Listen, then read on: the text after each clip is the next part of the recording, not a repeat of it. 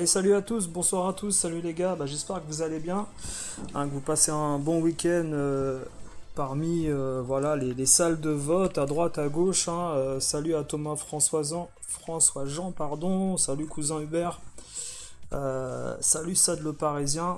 Alors, je sais pas si vous avez vu, donc dans la semaine, on a retiré l'enseigne du feu Stock Games de Jussieu, c'est-à-dire que là, vous n'avez plus aucun moyen de vous repérer si vous êtes un visiteur, un noob qui n'avait jamais connu malheureusement ces boutiques parisiennes. Vous avez eu la dernière enseigne qui a été démontée ce dernier jour de gestion de cette boutique légendaire parisienne. C'est un peu comme la fin des Ultima Games et autres boutiques qu'on a pu connaître également dans le passé sur la région parisienne. Voilà. Donc on peut mettre au rang définitif, même si au final cette boutique de gestion de Stock Games n'était plus franchisée depuis 2003, il faut dire la vérité. Cela dit, voilà, c'est une page qui se tourne avec toutes ces boutiques comme Espace 3, Ultima, Maxi, et puis d'autres boutiques qui, avec le temps, ont ont rendu l'âme et ont mis clé sous la porte. Euh, alors, tout à fait, Thomas François Jean, c'était son magasin jusqu'en 2003. C'est-à-dire qu'il a gardé pendant 9 ans la boutique environ. Mais ensuite, il est parti voilà, dans une autre aventure du côté d'Antony et puis du côté d'une autre région parisienne pour finalement ensuite partir en Espagne, comme il l'a expliqué, bien sûr. Ce sont des gens qui à l'époque avaient déjà vu le déclin du monde du jeu vidéo à travers les clés de téléchargement sur PC et puis également l'arrivée de produits en DLC de plus en plus courants et ce marché de l'occasion qui était toujours d'actualité, mais de moins en moins également. Et puis surtout, autour de 2003 jusqu'à 2008, vous avez l'apparition des supermarchés qui vont complètement mettre en l'air le Day One par rapport aux fournisseurs. Et puis les tarifs préférentiels dans les grandes surfaces et les magasins indépendants ne peuvent pas vivre à cause de ce système-là mis en place avec affiliation. Et on sait très bien qu'à l'époque, même certaines boutiques avaient commencé à se fournir dans les centres commerciaux pour acheter leurs jeux qu'ils mettaient en boutique indé, ou même essayer de vendre 2 semaines à l'avance des jeux qui sortaient sur PS2, PS3, pour essayer de se faire une marge. Ça devenait de plus en plus compliqué. Voilà. Exactement ça de le Parisien, tu vois, ils ont vu venir le déclin du jeu vidéo, même s'il n'est pas venu tout de suite, mais c'était déjà progressif avec le temps. Alors voilà, cela dit, voilà, je voulais parler de ça aussi, c'est que jeudi dernier, j'étais donc parti voir un collègue qu'on a rencontré sur YouTube. J'ai diffusé le petit live qu'on a fait également quelques jours avant avec la chaîne de la dose. Écoutez, on est resté toute la journée ensemble dans la boutique de notre ami Vincent. Il faut savoir que la chaîne de l'ado, c'est une personne qui quand même s'occupe de pas mal de...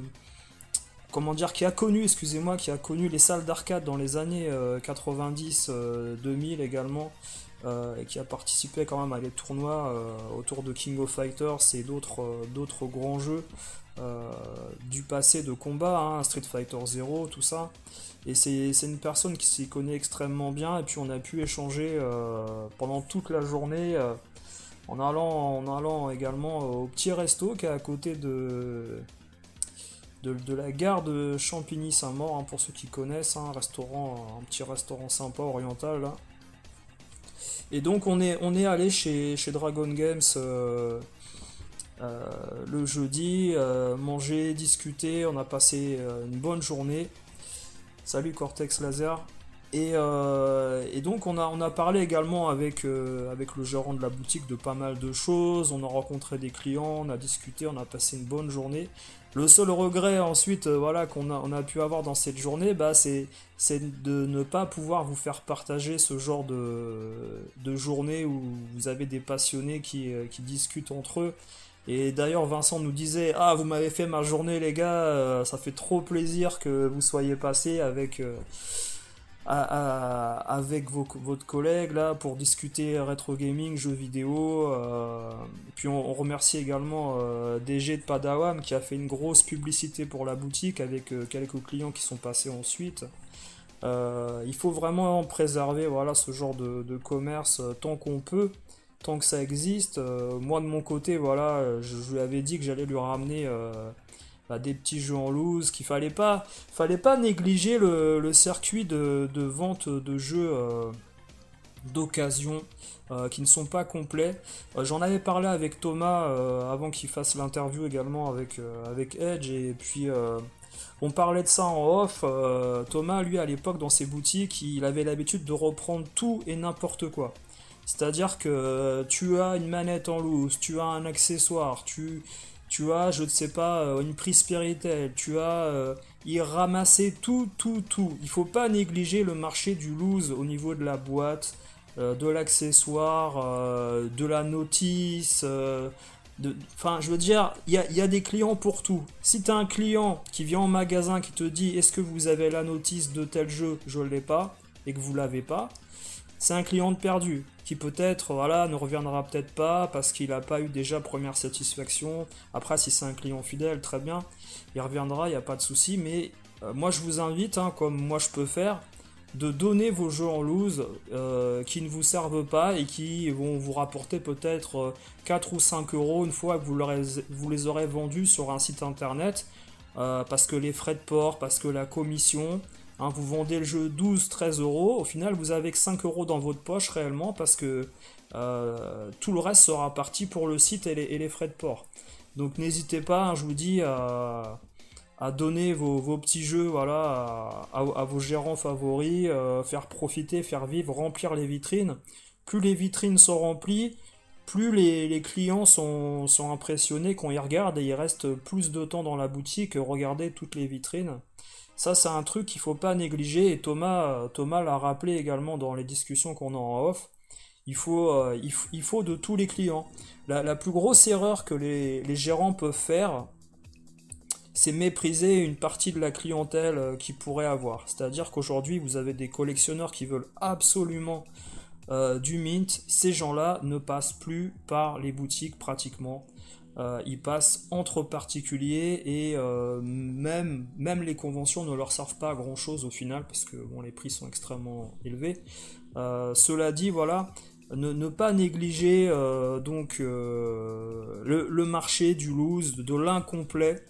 C'est ce qui fait vivre les boutiques aujourd'hui. Donc à partir du moment où la vitrine est assez fournie, il y a des choses à faire pour attirer une nouvelle clientèle. Voilà. On fait une dédicace bien sûr aux seules boutiques qui restent encore en vie.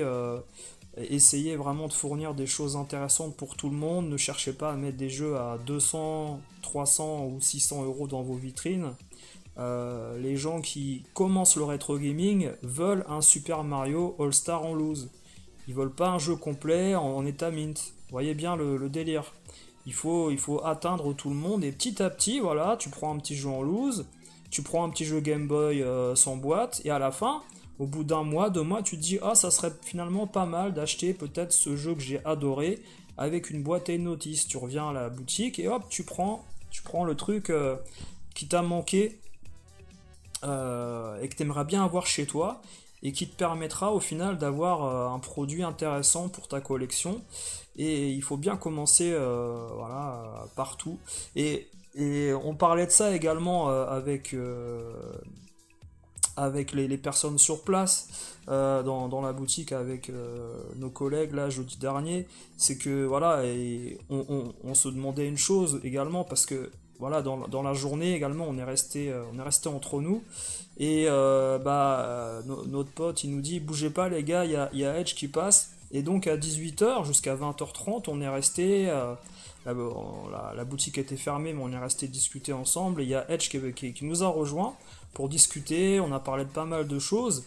Et c'est vrai qu'on a rappelé cette histoire, comme quoi c'est vraiment dommage que tu vois ce genre de boutique à Jussieu disparaître. Et au final, qu'il n'y ait pas eu d'autres gros youtubeurs, mis à part lui, mais à faire de la promo pour essayer de faire vivre et survivre en fait cette boutique peut-être 1 an, voire 2 ans de plus. Hein.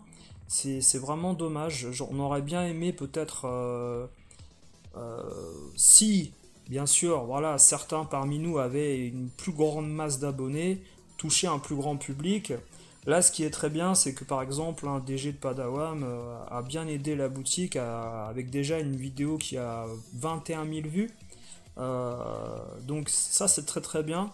On sait que les boutiques parisiennes n'ont pas forcément besoin, on va dire, de publicité parce que les gens, ils savent, quand ils viennent sur Paris, leur but c'est, voilà, République, et ensuite ils disposent de plusieurs enseignes pour faire leur shopping. Là où c'est plus compliqué, hein, c'est pour les game cash, c'est pour les indés. Alors à savoir qu'il y a un phénomène dont vous êtes peut-être pas au courant les gars, c'est que il y a beaucoup de game cash qui ferment. Et ouais, des game cash ferment de plus en plus, même dans le nord de la France. Bah tout simplement parce que les franchisés qui récupèrent ce genre de boutique, bah ce sont des personnes qui ne sont pas du tout connaisseurs, hein, qui connaissent tel ou tel youtubeur et se disent tiens lui il estime que le jeu coûte assez cher donc on va le mettre cher dans le magasin. Sauf qu'au final ils ont très très peu de ventes et ça finit en nœud de boudin leurs histoires en général au bout de 2-3 ans. Hein, le bail, la franchise c'est terminé. Ça arrive assez souvent. Alors, salut Jam Retro. Alors, ça, de le parisien, le problème, c'est que à cause de cette caste de personnes qui ne jurent que par le mint ou des jeux à une cote de malade, certains magasins en pâtissent. Tout à fait, tout à fait. Et bah, j'ai un exemple tout simple. On a parlé également de Camille Coste en off. On a parlé de pas mal de choses dont je peux pas vous dévoiler. Voilà, les coulisses bien sûr des boutiques. Hein, ça c'est les affaires privées. Mais pour vous dire, voilà, même les boutiques à Paris sont lassées de personnes qui rentrent dans le magasin, qui, euh, qui veulent du jeu mint à tout prix. Ces gens veulent du jeu mint et ressortent du magasin parce que le seul truc qu'ils considèrent en état parfait sont extrêmement élevés. Et ils sont toujours, en fait, les magasins sont toujours en train d'essayer de réévaluer leurs produits pour proposer des jeux en parfait état pour des collectionneurs. Mais il ne faut pas se leurrer, aujourd'hui les collectionneurs passent essentiellement, hein, par les ventes aux enchères et autres conventions et particuliers. Les magasins aujourd'hui ont besoin de faire du chiffre. Ils peuvent pas s'amuser à attendre qu'un collectionneur rentre dans la boutique pour acheter un jeu. Non, non, ça c'est pas possible. Ça c'est ce qui conduira en effet à la perte, hein, de ces magasins qui veulent exploiter simplement les gens qui collectionnent des trucs en état parfait. Voilà, hein, et au final la boutique ne rentre pas assez d'argent. C'est un problème. À une époque d'ailleurs, moi j'avais critiqué, je me souviens, il y a très longtemps, avant que Games Mall soit dans la rue de Malte, dans une autre rue, je sais plus si c'était Jean-Pierre Timbaud ou quelque chose comme ça, cette boutique-là n'avait que des jeux en parfait état dans leurs locaux et j'ai toujours trouvé ça assez étonnant de la part d'une boutique. C'était il y a 10 ans, je vous parle de ça, hein, voilà, ou je sais plus, hein, mais j'avais toujours trouvé ça étonnant en fait ce côté exclusif où on traite pas de toutes les communautés de joueurs, de collectionneurs, voilà. Alors ça de le parisien, les youtubeurs sont occupés à faire les soldes à Carrefour avec des jeux pétés, et ouais. Ah mais ça, à la limite, on peut dénoncer un nouveau phénomène, hein, les brocanteurs de supermarchés. Ça c'est clair et net pardon, excusez-moi, que ce phénomène de brocanteur de supermarché hein, ne va pas du tout aider en fait la nouvelle vague de gens qui regardent le rétro gaming, hein. Ils vont se dire qu'est-ce que c'est que ces extraterrestres, hein, pour ne pas changer, comme d'habitude, hein, on en est là. Si ça les amuse à la limite d'acheter des jeux à 5 ou 2 euros ou 10 euros et de faire une vidéo retour en disant ah vous vous rendez pas compte ce magasin aujourd'hui j'ai rencontré une dizaine de brocanteurs là tous des quarantenaires avec un sac à dos bien sûr et puis habillés comme des sagouins qui viennent acheter des jeux PS je sais pas quoi d'ailleurs PS4 des jeux Switch avec tout ce qui est Animal Crossing et des conneries comme ça, Léa fait du cheval, et dire regardez, aujourd'hui j'ai rentré tel jeu. Et le mec, en fait, derrière, dans son étagère, il a déjà 800 jeux auxquels il n'a jamais joué. Ça, c'est toute la différence entre les gens, parfois, qui collectionnent tout et n'importe quoi sans savoir si ça prendra de la valeur, et les gens qui collectionnent des éditions collector et ne les ont jamais ouverts et aujourd'hui valent peut-être quelque chose d'un peu plus gros qu'il y a peut-être 5 ans.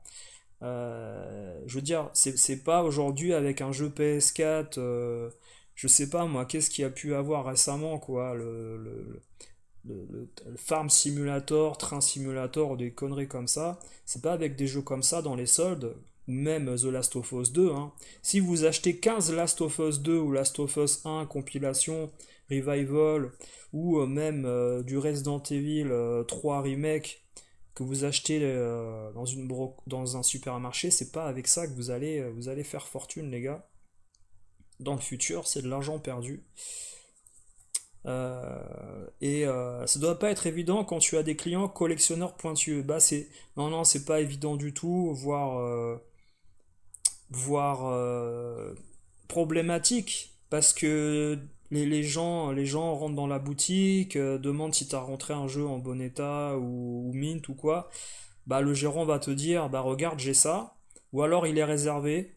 C'est-à-dire que les boutiques ne prennent pas de risque aujourd'hui pour acheter des jeux extrêmement chers, premièrement.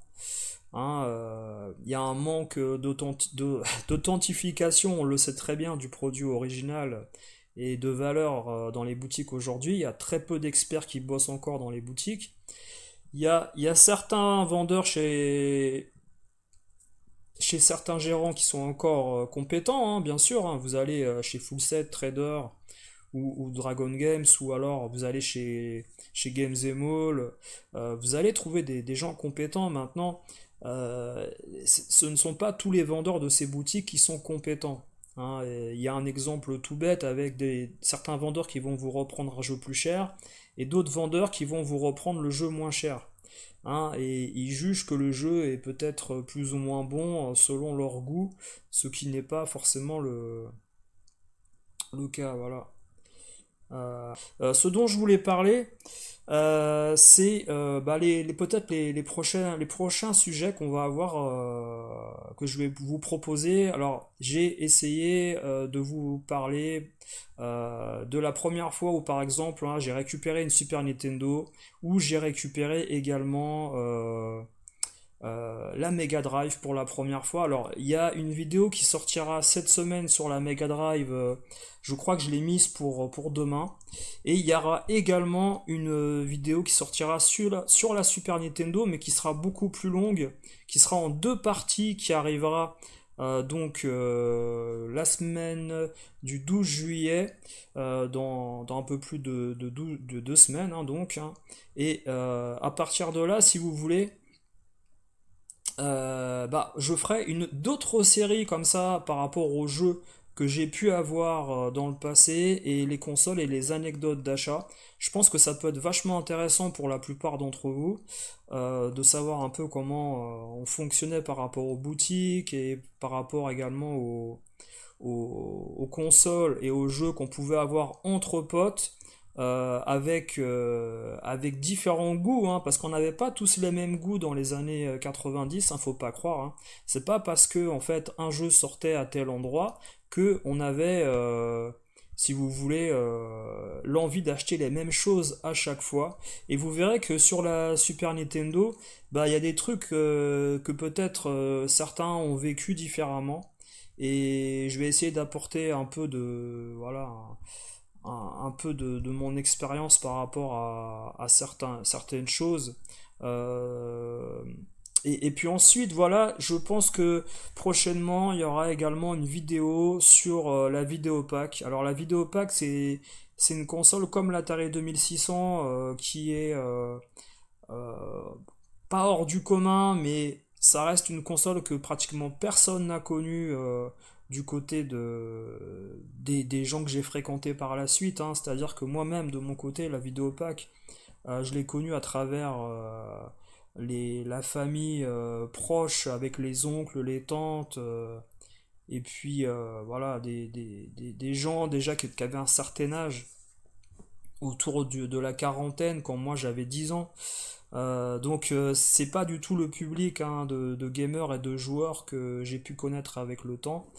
Je vous ferai une vidéo. Alors j'ai déjà tourné tous les rushs avec les jeux que j'ai testés. Et ben, je pense je ferai, je veux dire, une vidéo où je commenterai sur les images et puis le gameplay que je vais vous présenter, en refaisant le son bien sûr par derrière. Et ensuite, voilà, il y aura une vidéo qui arrivera autour de la 3DO. Alors la 3DO, c'est une console qui est très particulière et qui est excellente. C'est-à-dire que même là, j'ai pu récupérer par exemple Need for Speed qui s'appelle Overdriving en japonais, et c'est une console qui est impressionnante, hein, pour l'époque.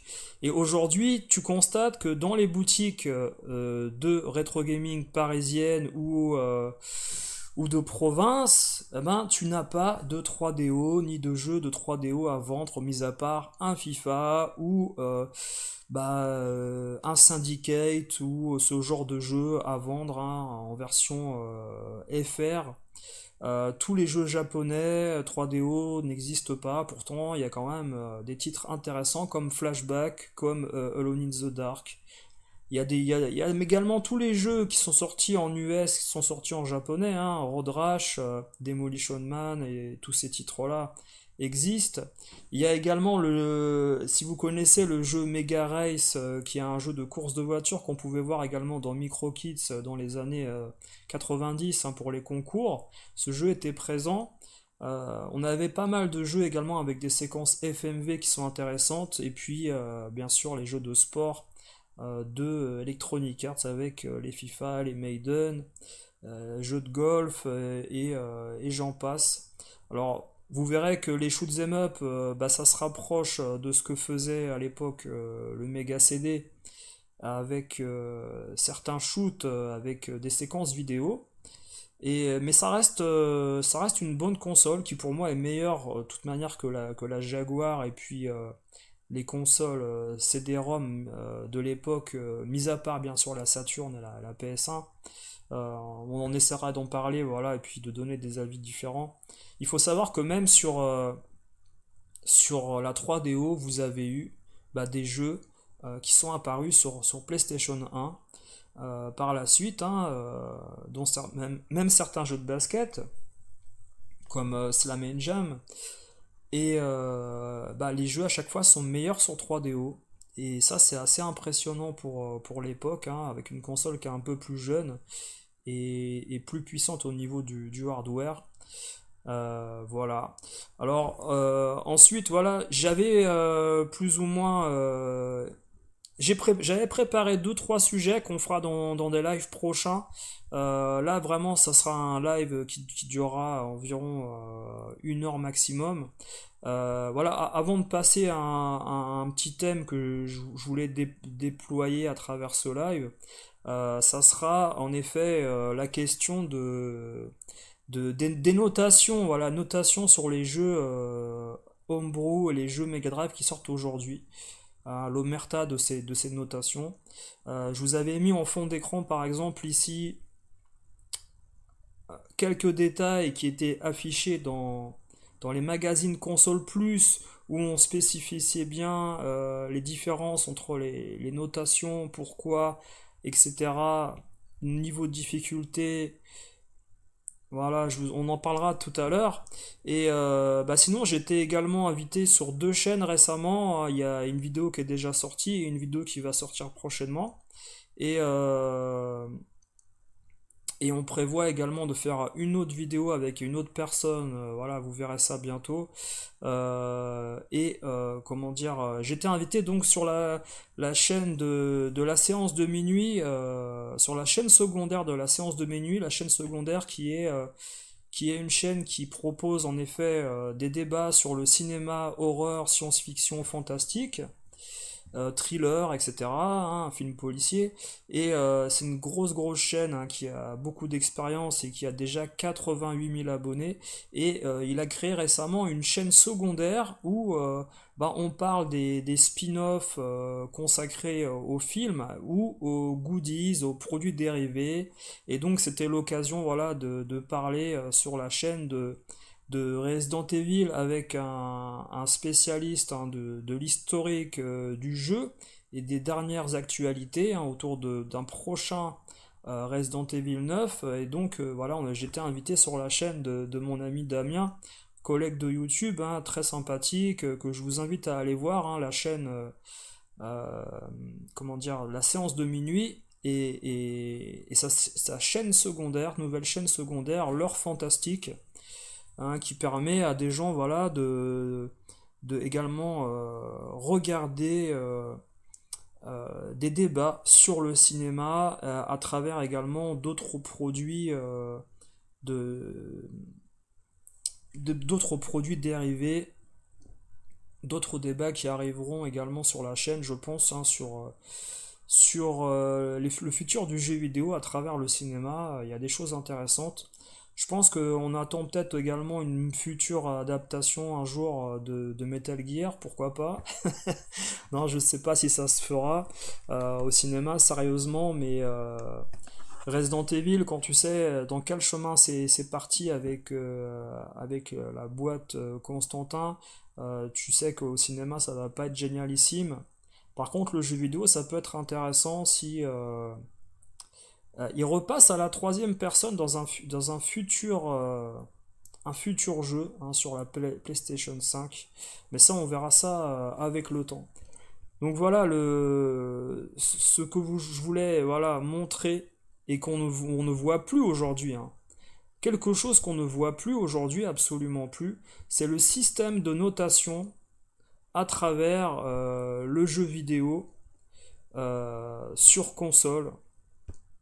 C'est-à-dire que tout ce qu'on reprochait à des gens dans le passé, hein, comme Julien Chiez et d'autres grands influenceurs, eh bien, même aujourd'hui, les youtubeurs qui ont critiqué ces personnes ne le font plus.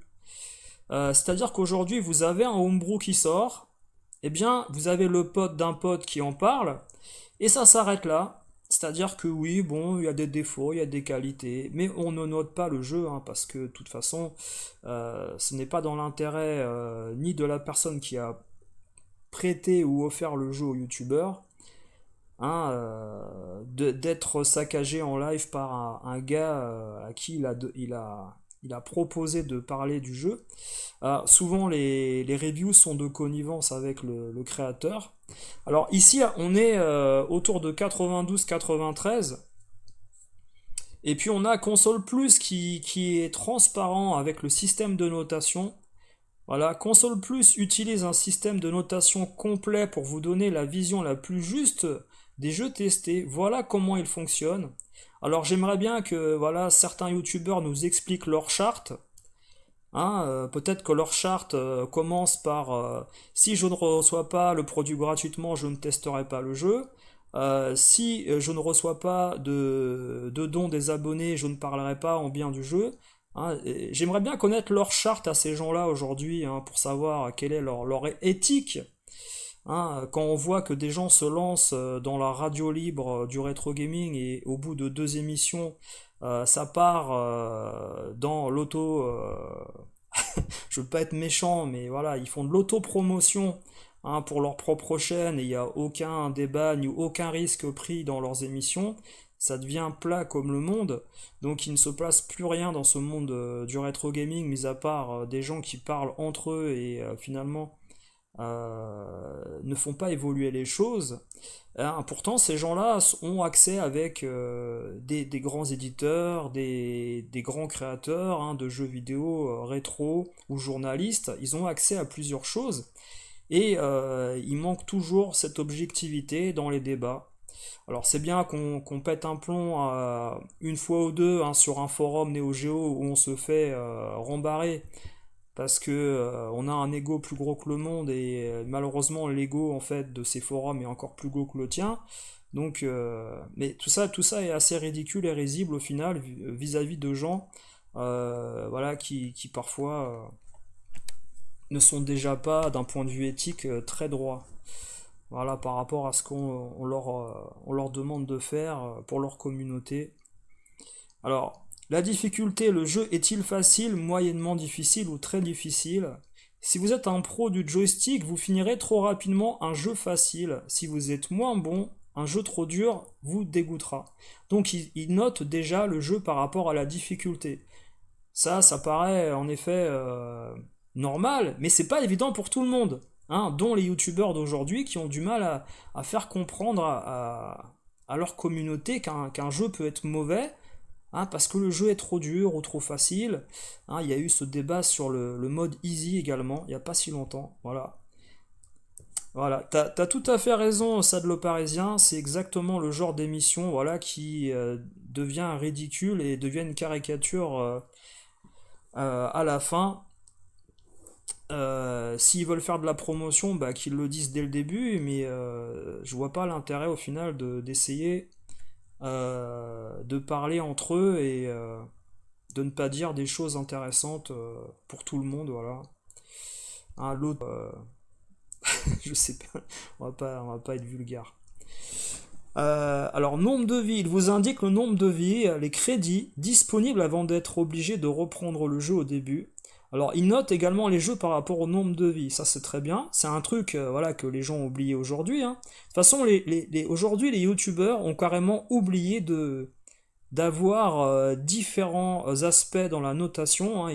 On parle simplement aujourd'hui peut-être du plaisir de gameplay, des graphismes. On parle même plus de la musique. Hein. La musique aujourd'hui, on s'en fiche. Hein. C'est pas important. Hein, du moment que l'on reçoit des dons lorsqu'on fait un live et la musique à la limite c'est pas bien grave. Mais quand toi tu achètes un jeu, tu as envie quand même d'écouter une sonorité assez intéressante. C'est pas le cas des jeux Mega Drive aujourd'hui. Hein. Les jeux Mega Drive, faut dire la vérité. Je vais vous faire également une vidéo test de la démo de ZPF comparée à celle de R-Type que j'ai terminée également. Pour vous montrer que musicalement, bah, c'est ZPF. Par contre, R-Type 3, la musique remixée version arcade, est pas si mal, sincèrement. Donc génial ici, et moi j'aimerais bien voilà, que dans les prochains tests de ce genre de jeu, eh bien, on nous rappelle que musicalement, bah, c'est pas si génial que ça. Hein, il faut pas laisser de côté le gameplay, il faut aussi, en effet, parler de la musique, hein, de l'ambiance sonore. Voilà, c'est quelque chose d'assez important. Les options continues, les crédits vous permettent parfois de reprendre le jeu à l'endroit où vous êtes mort ou un peu avant sans recommencer à zéro. Il s'agit donc du nombre de fois où vous pouvez utiliser cette option. Ah, c'est Hearthstone, d'accord, ok. Bah tu vois, en plus on m'avait mal informé sur ZPF, tu vois. Comme quoi, faut pas écouter tout le monde, hein, faut lire aussi les. Bah merci à toi, Fanchfoustek. Alors, les crédits, voilà, les crédits, c'est quelque chose d'important dans un jeu vidéo. Ça reste un truc intéressant par par rapport à la notation. Voilà. Le niveau de difficulté, si le jeu permet de choisir entre plusieurs niveaux de difficulté, leur nombre est indiqué. Voilà, ne pas confondre avec la difficulté proprement dite du jeu, jugée sur le niveau le plus élevé. Le contrôle, la maniabilité, est-il humainement possible d'éviter le tir de ces aliens ou le joystick donne-t-il une impression de flou, d'imprécision? Et d'autres termes, le joystick répond-il bien à une appréciation indispensable? Eh ben, ça c'est pas mal. Ça c'est pas mal. C'est encore un truc qu'on prend pas en compte dans la notation des récents homebrew. Alors, si vous avez vu récemment la note, je vais essayer de vous mettre le. Bah après, vous pourrez aller voir, hein. Vous pourrez aller voir. Mais sur ma chaîne, il y a pratiquement 60 likes et au niveau de ce qu'on a pu dire, hein, sur les homebrew. Et à 72%, les gens ne veulent plus acheter de homebrew en 2024, aux dernières nouvelles. Donc je m'inquiète vraiment pour les gens qui font aujourd'hui des homebrew, qui s'attendent à des grands revenus bénéficiaires avec le temps. Je pense que à partir du moment où déjà les anciens ne s'intéressent plus à la collection rétro gaming, ça va être dur de vendre un homebrew par défaut. Voilà. Pas d'accident, mais un accrochage des deux premiers. D'accord. Bah ok. Merci Thierry Roland. Tiens-nous au courant, hein, pendant la course, hein, si jamais il pleut. Euh, voilà, alors les contrôles, la maniabilité, c'est vachement important. Ça, c'est pareil. Alors, on en parle parfois dans les tests, hein, de jeux Mega Drive qui sortent aujourd'hui, ou même Super Nintendo. Alors, pas forcément également, regardez, hein, si vous regardez les chaînes de rétro gaming, on a du mal à parler de tous ces aspects via maniabilité, via options de continu, mot de passe, la présentation, la musique, les graphismes. Parfois, c'est un peu survolé pour laisser place au montrage de boîte et mettre en valeur en fait un bout de carton pendant 20 minutes en disant la jaquette elle est belle. Je l'ai payé 5 euros il y a 15 ans, c'est un bon jeu. Voilà, ça finit par là. Donc vous voyez à peu près le niveau des tests aujourd'hui des youtubeurs qui parlent d'anciens jeux rétro gaming, et pour vous dire à quel point ils n'y ont pas joué, c'est assez affligeant parfois. Alors, la présentation, il est important pour un jeu d'avoir une documentation claire, si possible en français. Les options qui apparaissent à l'écran sont-elles aisément compréhensibles? Alors ça, c'est bien, parce qu'il y a un exemple parfait avec un jeu de football, par exemple, qui s'appelle World Cup USA 94, qui a, euh, qui a des menus horribles. C'est-à-dire que World Cup USA, bah, tu ne sais absolument pas en fait où tu dois aller dans les options, où tu dois aller pour faire un match amical, tu ne sais pas du tout où tu es, tu ne comprends rien en fait à ce jeu-là, et c'est l'exemple parfait de ce qu'il ne faut pas faire non plus dans un jeu de stratégie, hein. Les menus par exemple dans les donjons et dragons, l'inventaire, les armes disponibles, utilisables rapidement, ça c'est également une note que tu vas donner à un jeu qui va être meilleur si jamais en effet ben tu peux facilement te déplacer dans ces menus là. Ça c'est un truc encore une fois que bah, peut-être aujourd'hui on laisse de côté. Ensuite, graphisme, les décors sont-ils beaux et variés, les sprites nombreux très colorés, hein, voilà. Les graphismes sont non seulement jugés en fonction de leur qualité esthétique, mais aussi en fonction de ce qu'ils apportent vraiment au jeu.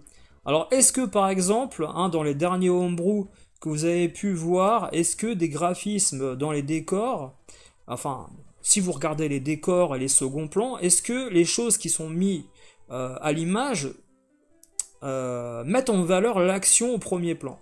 Ça, c'est des choses intéressantes.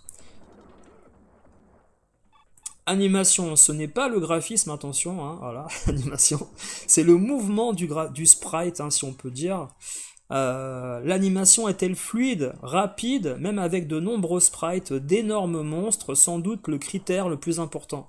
Alors pour ceux qui ne le savent pas, je rappelle, un sprite c'est un assemblement de pixels, voilà.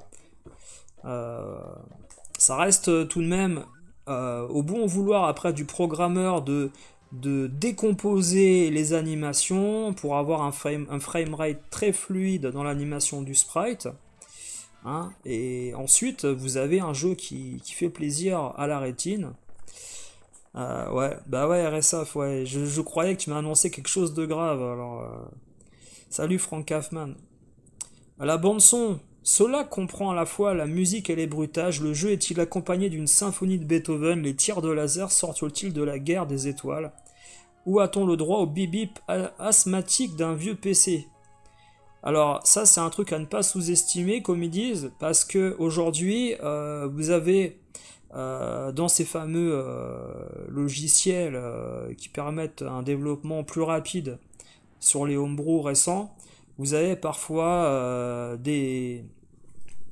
des sons qui sont récupérés ailleurs également.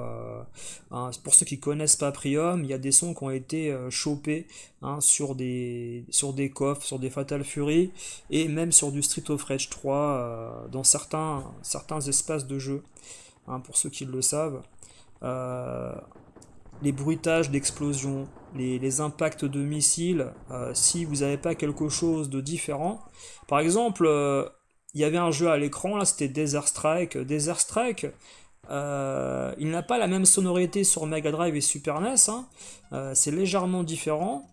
Et c'est également différent des autres jeux de guerre que vous avez pu avoir sur la console. C'est bien spécifique, comme le bruit des sauts, comme également l'impact d'un ballon vis-à-vis d'un tir dans un jeu de foot. Il y a des petits sons comme ça qui sont vraiment intéressants, qui ont été bien refaits, comme les bruits de voiture qu'on peut voir ici dans Stone Trace FX également sur la Super Nintendo. Là c'était Dirt, un autre jeu. Mais ce que je veux dire, c'est qu'on a toujours l'occasion d'avoir des bruits plus ou moins réalistes dans un jeu vidéo. Et si vous avez un shoot 'em up avec un bruit qui vous casse la tête au bout de 5 minutes, bah en effet, vous avez mal au crâne, vous avez plus envie d'y jouer au jeu, voilà. Voilà. Et la jouabilité, alors ils ont mis la jouabilité avec le contrôle qui est peut-être subtil, hein, voilà, la jouabilité. Les commandes sont simples et rapides. Représentation claire, ergonomie soignée, programme jouable. Alors si le programme n'est pas jouable, ça c'est un autre problème, hein. Ça c'est comme les shoot 'em up. Vous avez Thunder Spirit sur Super Famicom et Thunder Force 3 Mega Drive. Il y en a un qui est jouable, l'autre il est clairement moins jouable à cause de l'animation trop rapide et puis le vaisseau qui est beaucoup trop lent à l'image. Euh, voilà, ça reste un problème. Alors que ce sont les mêmes jeux à la base, hein, mais très mal adaptés sur la Super Famicom. Durée de vie, combien de temps pour finir? 2 jours, une semaine, un mois, 10 minutes. Et ça, c'est un gros souci. C'est un gros souci, c'est qu'aujourd'hui, on considère un homebrew dans le rétro gaming comme un jeu tolérable d'être terminé parfois en 2 heures ou 1 heure et demie. Comme les anciens jeux de plateforme d'époque. Sauf que au final, bah, aujourd'hui on a en droit de demander un peu plus tout de même, hein, vu la capacité des cartouches parfois sur les homebrew qui sont largement supérieures. Voilà.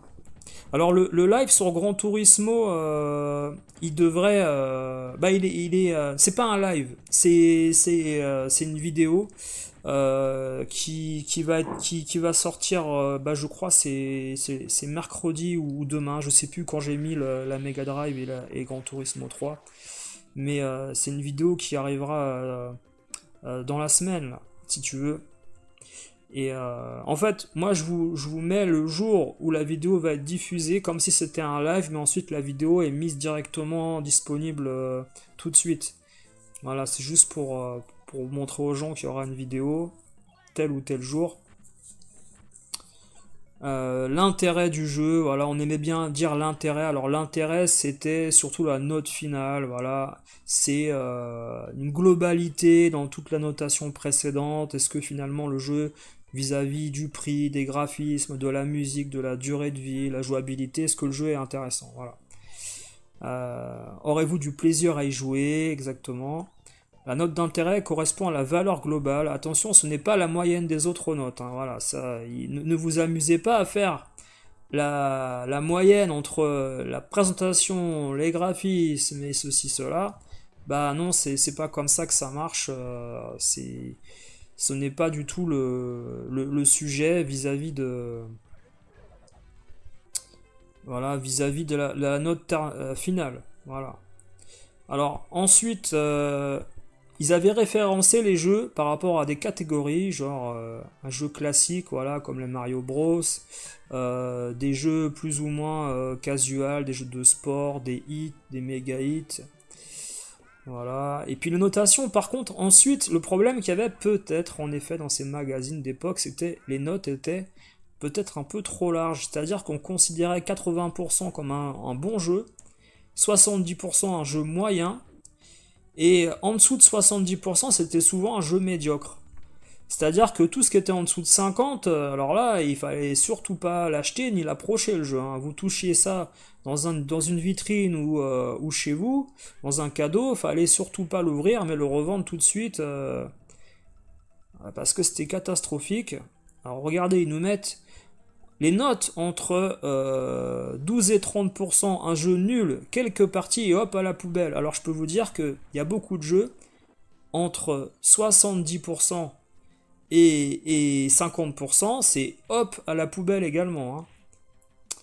Un bon petit jeu qui satisfera les amateurs du genre, on nous dit entre 65 et 80% également.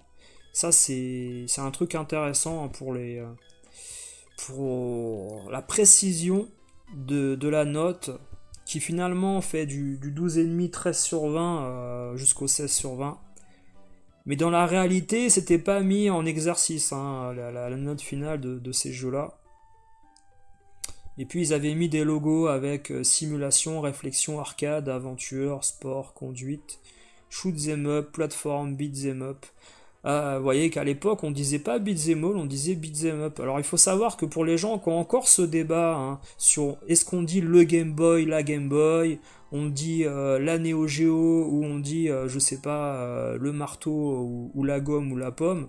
En France on aime bien sexualiser tous les objets, hein, alors qu'en Angleterre, dans la culture américaine, on n'a jamais sexualisé un objet inerte, hein, qui n'a pas de sexe par défaut.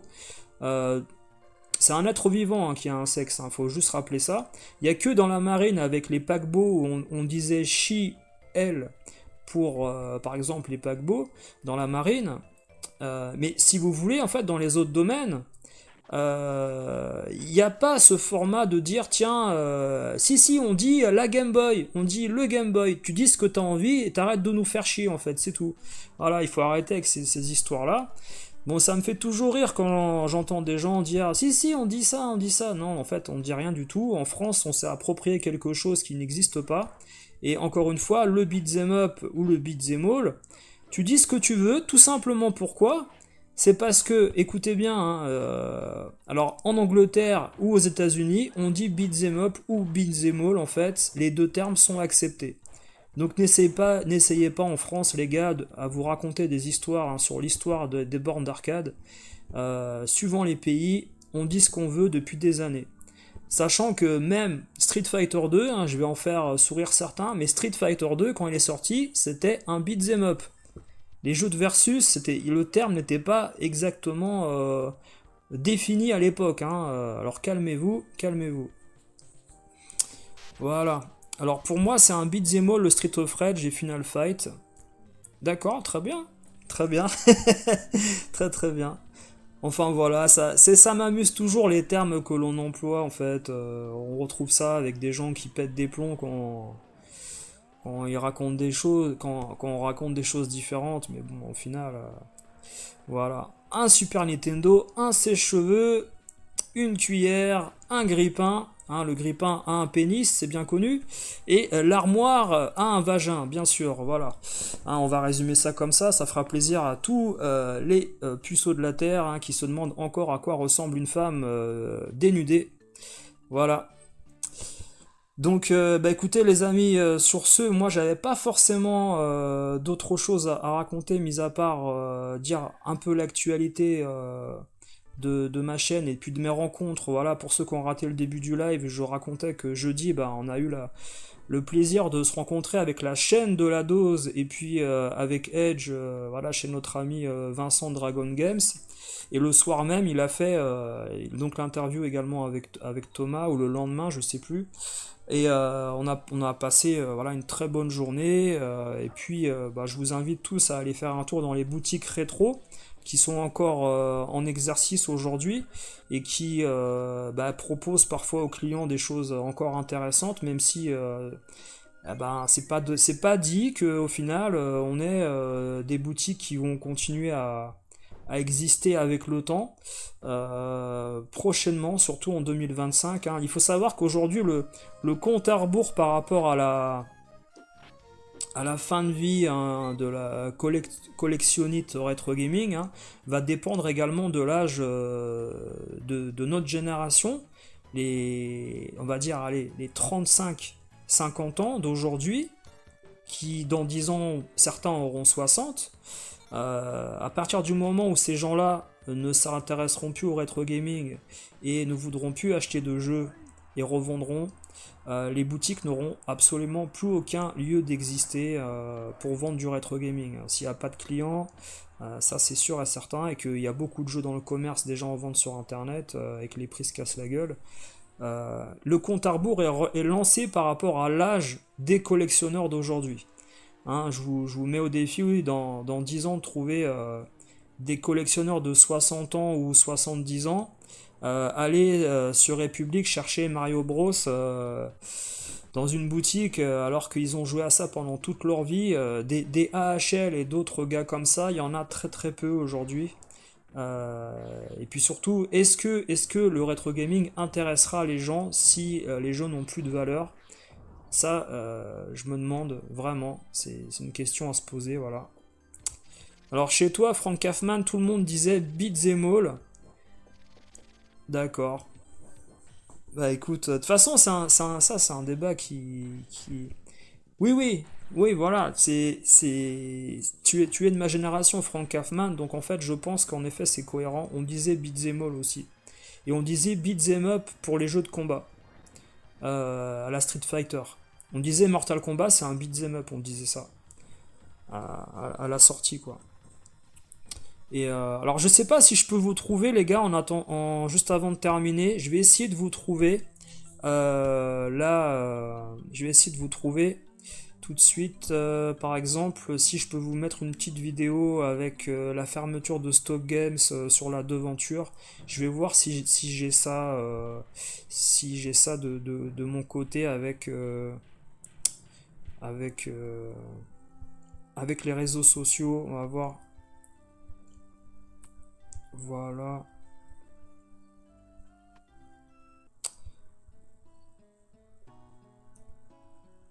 Alors, il y a 2 jours. Voilà. Bah écoutez, je vous mets ça tout de suite.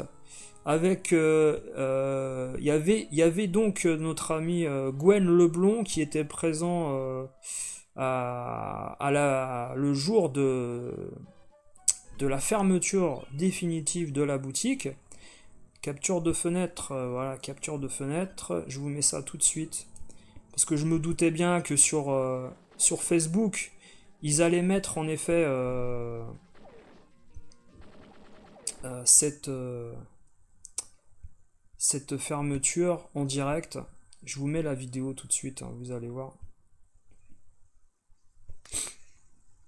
Attention, il tient plus. Ah ouais, attention, attention.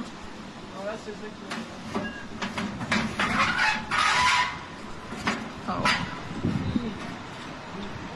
Là. Ah ouais.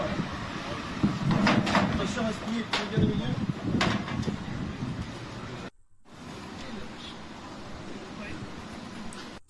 Donc voilà les gars, vous voyez, bah c'est quelque chose qui est assez émouvant, hein, pour les gens qu'on connu. C'est-à-dire que là, vous avez carrément la boutique qui ferme définitivement au niveau du repère, du lieu. Et tous ces objets ont été récupérés, écoutez bien, bah, pour le musée du jeu vidéo qui se trouve à Pop Central, selon en fait voilà ce qu'on a pu avoir comme information. On vous en dira plus, hein, je pense, avec le temps. Mais ces objets ne sont pas perdus et vont être récupérés pour être disposés, voilà, dans différents lieux où les gens pourront accéder, voilà, avec le temps, prochainement. Voilà. Alors, vous disiez, cousin Hubert, pour toi, c'était toi le seul legit à retirer la devanture. C'était. Ah là là, je te jure. C'était moi le seul qui aurait pu retirer la devanture. Ouais, non.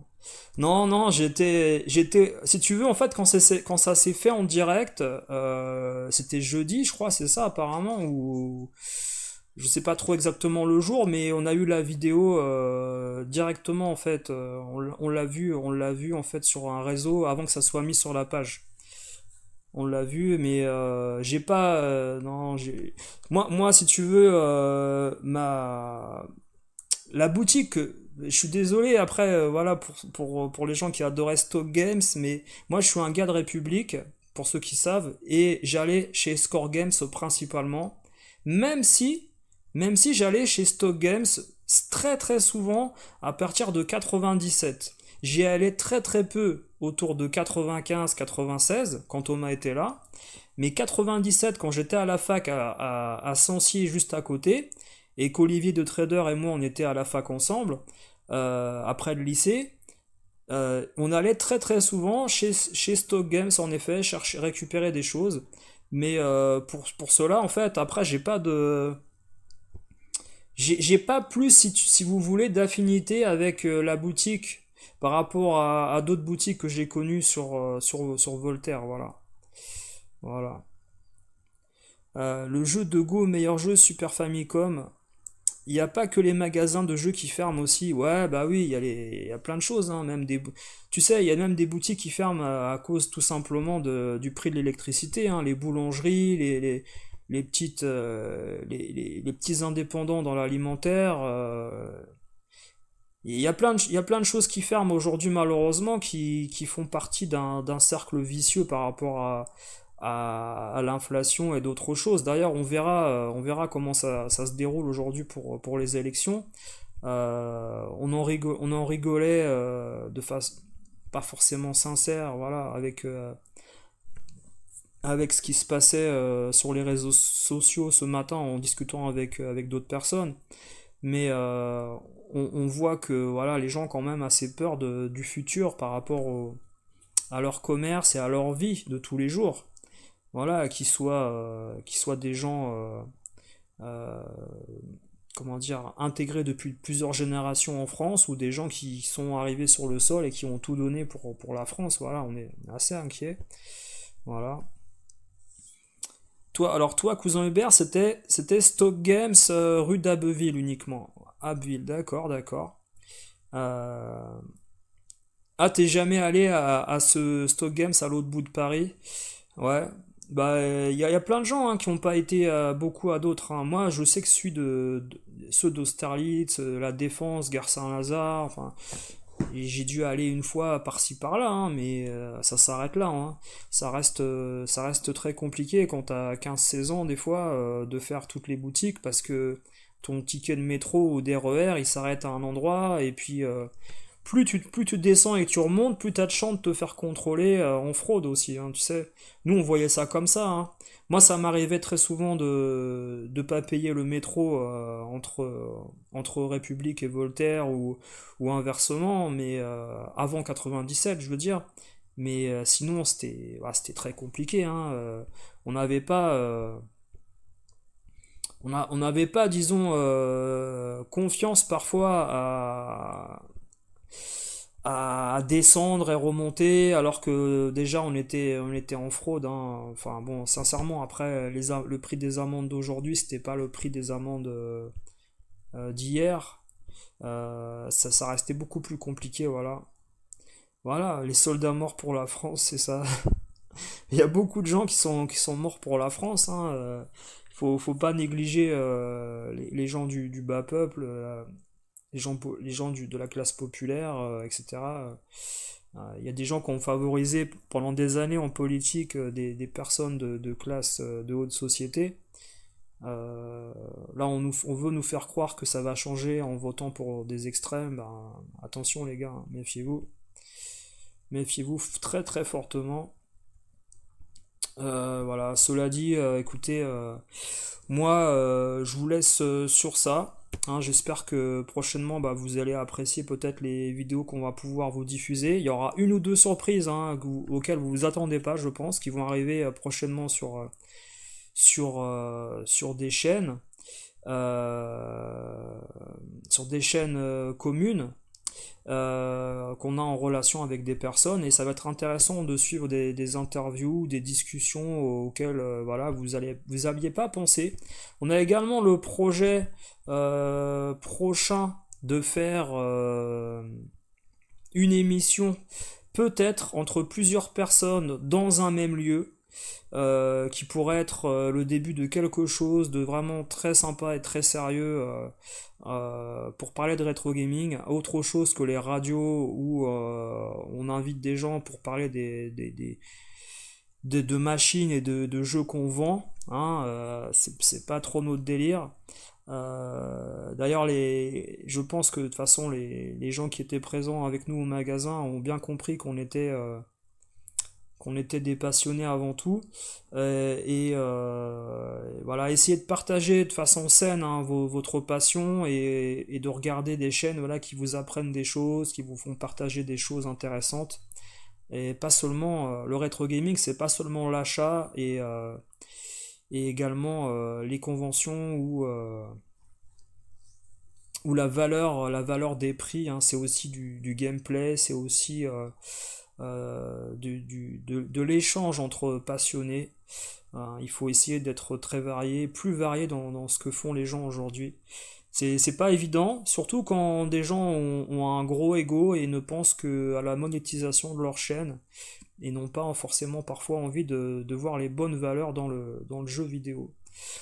Bah salut Brasildom, bah, malheureusement là t'arrives à la fin, j'allais m'arrêter là. J'ai fait un tout petit live hein, d'une heure pour discuter un peu voilà, de l'actu autour de ce dont je voulais parler. Dans la semaine, on refera un live avec un invité ou deux et vous allez avoir une vidéo autour de Gran Turismo que j'ai tourné il y a 2 semaines. Et c'était super sympa d'y rejouer malgré voilà, que je n'ai plus aucune sauvegarde. Hein, j'expliquerai pourquoi, bien sûr. Voilà, bah écoutez, passez une bonne soirée, bon match de foot hein, pour ceux qui vont regarder, et puis je vous dis à bientôt. Ciao les gars.